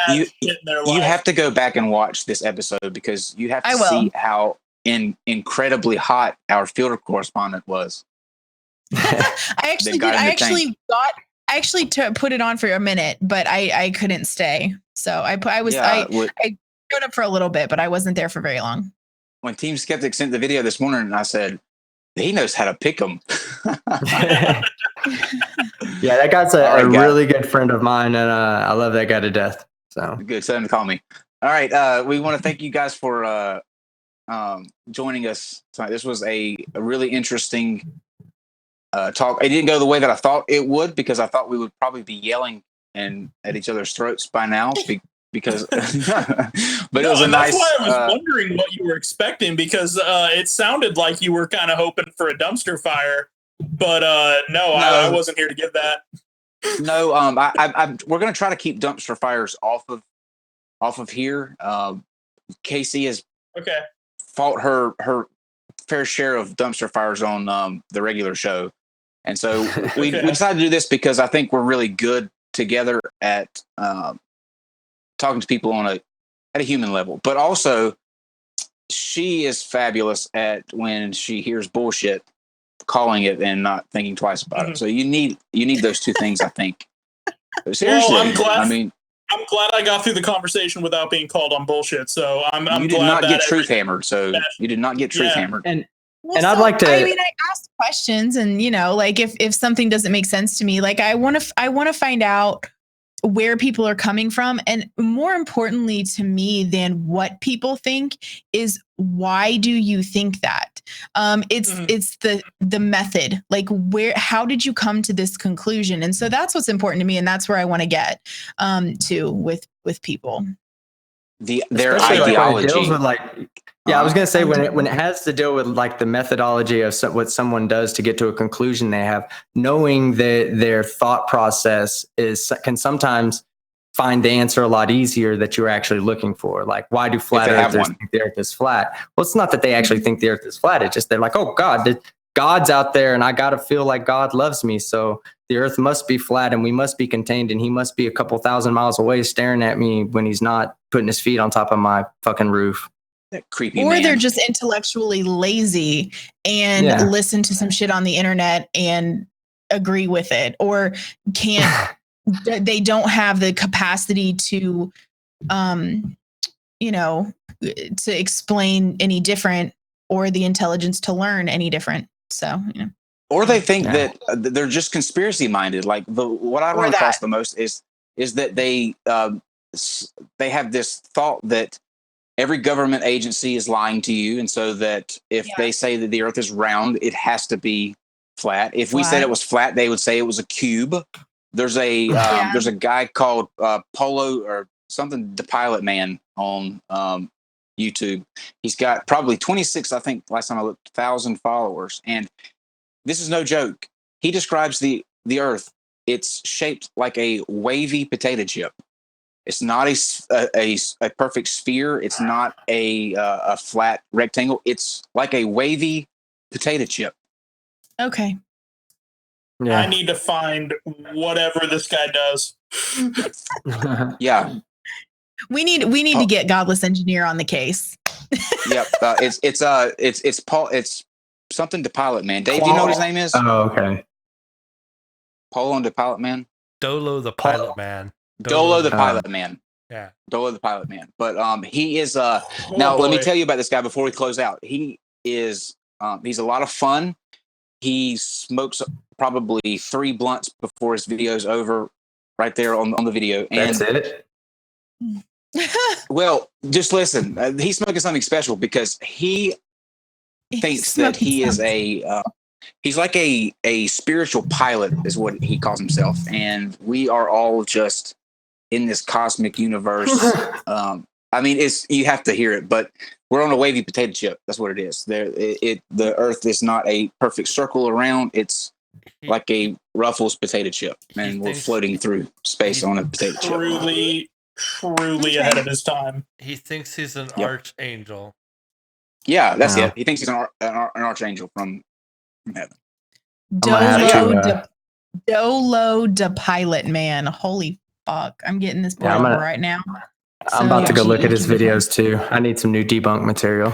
Well, good. I'm glad that I'm glad I could introduce you, because you will be hooked watching every video, because every video is like an experience. It's not a YouTube video. You experience these. And Team Skeptic, let me just say this. I hope that the next time you float, after watching a the Pilot Man video, that he visits you, and then you two together can search the universe and the heavens and all of that stuff side by side. That is my hope for you. Yeah, I'm gonna just say that I'm gonna use some my power of denying, my service to certain customers to deny him. I don't want to float with anybody that thinks that the Earth is a wavy potato chip. For Why? sure. That would be the most fun person to float with. God, no. Wow. No, I don't really float with too many other people, man. I do a lot of it myself. I like to get real deep in meditation. Don't want anybody to know what I'm thinking. Quickly though, if you float with somebody, that takes away from the whole. Well, when I say float with somebody, it's one in each tank. So there's 2 rooms. They're both private, but absolutely, when you float with people, you can feel their presence. I mean, it might be all in your head, but you know where they're at for sure. Wait a minute. So you can meet each other outside of not your bodies? Necessarily. No, more like if you 2 things being pulled together, like through magnetism, kind of. You just kind of feel there's these forces you feel when you float that they're not really there.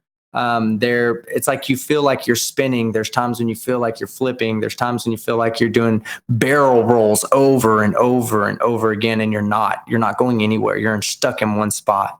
So even if you have somebody floating 5 feet away from you in another room, and you know that person, and you're even connected on any kind of spiritual level whatsoever, and this might be all just, confirmation bias and all that, and I felt the motion to the left that I feel anyway when I'm doing it by myself, but they say, I feel the motion to the left, and it's like, I'm going towards that person.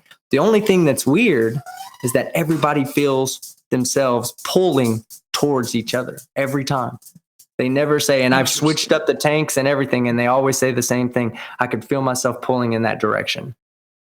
Well, so here would be my question. Put people in the tanks that they don't know that somebody is in the tank next to them and see if they feel the same thing. That's a good idea. And I doubt I highly doubt that they will. That's a really good idea. That's an interesting topic. The other one I would think would be more like put them in at separate times and see if the first person could tell when the second person was put into the tank. Oh, that's good too. You should do both of those and put them on YouTube. Yeah. That's interesting as hell. Yeah, because I contemplate this stuff all the time. Like it's one of the reasons why I believe that there is something special about consciousness, about self-awareness, not necessarily consciousness, but self-awareness that we have yet in science been able to tie directly. And it goes back to being the simulation theory, to say that you're a program, that you're a self-aware program that recycles itself after death. And I know we're not going to get into that. You. But yeah, it is I'll leave it at that, because I can go on for hours talking about the possibility of afterlife and this and that when we can't prove it through science. Well, we're going to bring you back for when we have the simulation theory talk. I don't buy into it, but I find it fascinating because I was watching a thing. Neil deGrasse Tyson actually hosted a debate with two people on the simulation theory. Like it's a theory that's getting serious traction now. Like, I think it's actually considered a hypothesis. Yeah, just to be colloquial, correct. I probably use simulation hypothesis. I say the wrong words for everything just because that's just what I do. Sure, hypothesis. That's just what I do. That's just what I do. But it's getting traction. Like the American. What's the museum that he's at? The American. Neil deGrasse Tyson. He is in the New York Observatory, I believe. The New York Museum of Science or something like that. He's up in New York, I believe. Something along those lines. Anyway, the museum that he works for actually hosted a debate on simulation theory between two really smart, accredited people. And to listen to it, it sounds crazy at first, but after you think about it, you're like, wait a minute. That there could be something that, I mean, you fight against that, but it's growing. Like there is a serious group of people that are, putting stock into that. And that's what kind of worries me a little bit. The question you need to ask yourself is this right here. Do you think let's say we're not in a simulation, okay? Do you think we would ever be able to get to a point where we could create a program that would create sub-programs inside of it that believe they're alive and have no conception of reality, of them being of their reality, that they're actually programs? They actually believe that they're in there. Do you think we'll ever get to that point technology-wise? It's possible. Then how can it not be well, okay. So if you say no, then there's your limiting factor, and to say that the simulation theory is an improbability. But if you say that we possibly could, then you would have to say, how do you know that someone hadn't done this before? Like I said earlier, I just don't think that we could. So with the leaps that we're making in technology and all that, I mean, I don't see how we couldn't. We're getting close to. The question that's being thrown around now is, when will AI get sentient, or when will they become self-aware of themselves? And if we get to the point where they are self-aware, then I mean, what's the difference then? Yeah, I get that idea, but I got. Oh, go ahead. Okay, well, I was just gonna say, if we're talking about simulating the entire universe and where we at right. I mean, the only thing that would be able to do that is, as far as I know, quantum computers. Like, there's no supercomputer with enough processing power to make all the people on the planet and right now the universe at large. I would say a supercomputer that uses standard circuits as we know them could never have that level of processing power, because but a quantum computer, maybe. But how many qubits would it take to simulate the entire universe as we know it, as massive as it is?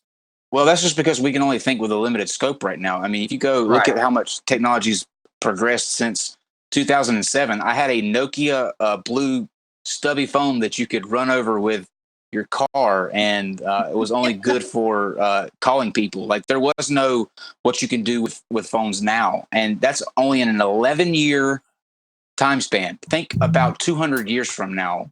No, and I get that, but what I'm saying is that the qubits, the basis of quantum computers, would be the only thing that could handle that amount of processing, from as I understand it, because there's no supercomputer under normal circuits that could. That's just seems like a total.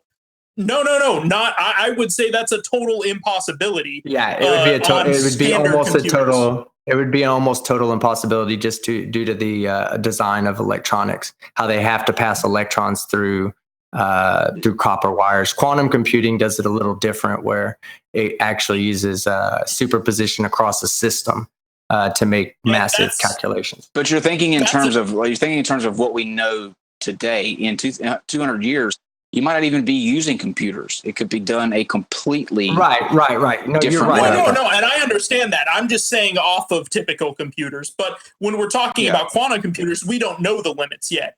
But I would ask, where we're at now is about, like, I might have to be corrected on this, but like 64 qubits is like the highest quantum computer right now. Sure. Does anybody know about that? So thinking about how massive the universe is and the kind of processing power would be, would you need 1 million qubits? 1 billion qubits? I think you're looking at you're asking the wrong question, though. I think it's not it would be inefficient at that time. You would just find a new technology to handle it would be what we eventually, and like I said, we'll go deeper into this when we actually have the thing. I don't subscribe to it. I think that life is ultimately dull and boring, and we just try to look for deeper meanings in everything. But it is a fascinating question to ask, because then you have to ask the ethical questions of, when people are aware that they are a simulation or that they are in a simulation, do you have the ethical responsibility to stop the simulation, to take them out? If it's a simulation of you, is it really you that's in there? Like, are we, clones of people that exist and they're real? There's just all kind of interesting questions that I think come out of that. And ultimately, that shines a light on why we do shows like this, because people have very interesting ideas. They're fascinating, they're weird, they're strange, they're evil, crazy, good, inspiring, motivating.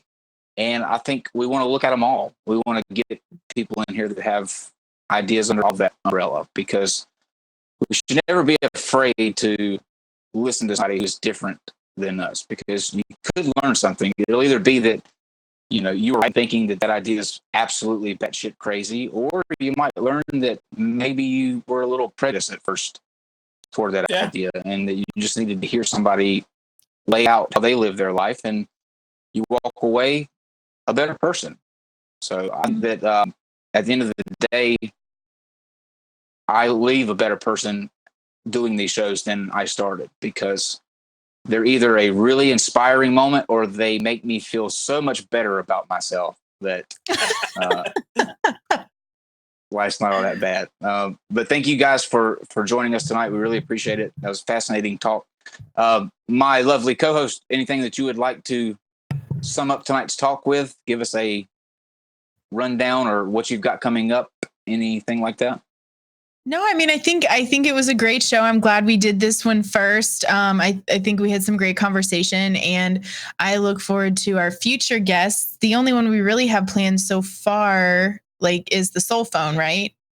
But Yes. we have some good ideas. We have some really good ideas of different kinds of people to have on. I'm really looking forward to having a ghost hunter. We need to find one. We need to find a ghost hunter. I did, and I actually do have somebody possibly for about 5 minutes before we went on the air with NonSequitur a little bit ago. There's a guy that believes in.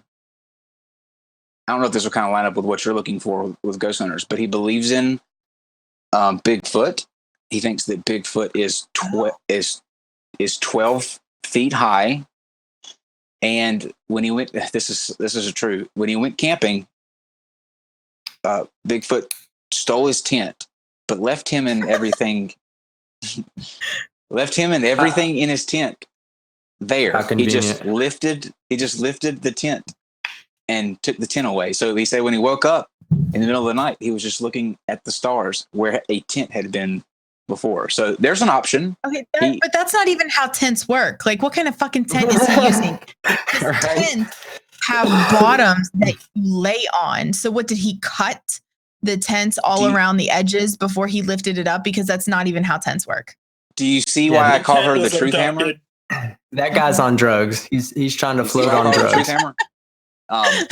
No, the only thing I can think of is if he lived back in like 1800 when they would stake the sides of a sheet in the ground and lift it up. But I don't think that's the case. Well, that's why I'm asking. Like, it's possible that he had some kind of weird tent, but if he had a normal kind of tent, then he's ridiculous. These are the type of go ahead. I actually do have a friend that lives in Canada who is writing a book about Bigfoot and hunts Bigfoot. Can you get in touch with him? Well, yeah, I mean, I can get in touch with him, but I really don't. We don't talk about it because I like to remain friends with him. Oh, okay, yeah, that's true. Yeah, okay, yeah, that's that's a bad idea to bring your friends on here. But that would be really cool though. I find it fascinating. I don't believe in it, but I like to hear people's stories just because of the way that, like I said earlier, their brains think. And I can sit there and listen to them without getting angry about their stories, just because it's kind of comical. But that gives you guys an idea of the type of emails that I get on a daily basis. Like for now, like if you'd have sent me that email a year ago before I started, actually 5 months ago, right before I started YouTube, if you'd have sent me that email, I would have read it and think, oh my, this is the craziest thing I've ever heard. Like, who thinks this way? Why is this a thing? Now it's just like reading a Times magazine. Oh, you believe in Bigfoot? Okay, cool. Send me a little bit more detail. I don't even flinch when somebody says Bigfoot stole my tent and left me laying there. That's because you've been infected by this stupid on the internet. Yeah, yep. It's hard to stay optimistic, but I'm going to try. But anyway, thank you guys for joining us. We'll be back next week for another episode. Again, thank you to Team Skeptic and William. I appreciate you coming on and sharing your stories. Of and course, William, we're glad that you're better. Oh, yes, same here. That was that was a bad time in my life. I'm glad I'm back on normal footing, and thanks for having me on. It was a great talk. Hopefully we can do something similar in the future again, maybe some other topic. Do you have a channel? No, I do not have a channel. Okay. Team Skeptic, you want to go ahead and plug yours? Yeah, just I plugged it earlier. Team Skeptic, go on and find me. I do anti-flat earther and pro-science videos. If you think your pseudoscience that's not peer-reviewed outdoes Einstein or anybody else, you're a fucking idiot. So that's what I'm here to do, is tell you that you're an idiot. Well said. Speaking of Einstein, I had somebody actually tell me that they think that Einstein is a hybrid alien human. Just like Jesus and all other guy, Kyle. Well, with that kind of hair, it explains it now. Yeah, that picture where he's sticking out the tongue, it does look a little long and slender with a fork at the end. It makes sense now. It's nothing compared to to Brother Ernest, who is the in my book the ultimate in crazy. He is the king because he believes that Bruce Lee was a hoax. Bruce Lee did not exist. Period. What? Interesting theory. All right. Movies. We need Anyways, to go before we'll we see keep you- on going. Yeah, we'll see you. We'll see you here tomorrow at 3:00 for Rachel Oates. She will be reading off her worst comments and talking about why Ooh. she gets, interestingly enough, homophobic hate mail, even though she's not gay. So I'm curious to understand why. But she'll be with us tomorrow at 3 p.m. Eastern, and we'll see you then. Oh, don't forget to join Godless Engineer and Kaitlyn. Y'all stream Fridays, right? Yes, Friday night, 8:30 Central. Perfect. So Yep. go check them out too. All right, guys. We'll see you tomorrow. Have a good Bye, night. y'all.